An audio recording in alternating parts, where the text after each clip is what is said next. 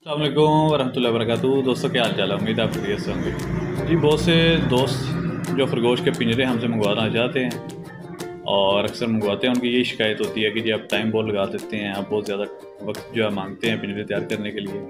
तो हमें जो है ना वो जल्दी से जल्दी पिंजरा चाहिए, या कुछ लोग कहते हैं कि नहीं जी हम पेमेंट भेजते हैं और आज ही हमें रवाना करें तो हम पिंजरा ले लेते हैं, अदरवाइज़ जो है वो हमारे लिए बहुत ज़्यादा मुश्किल काम है। तो उन दोस्तों के लिए हम लेके आए हैं 10 से 15 पिंजरे बिल्कुल रेडी।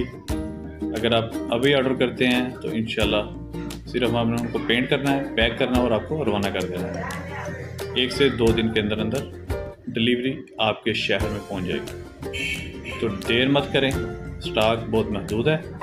जो कि तैयार पिंजरे हैं तो अभी ऑर्डर करें और खरगोश के ऑटोमेटिक ड्रेनेज वाले पिंजरे अपने पास मंगवाएं।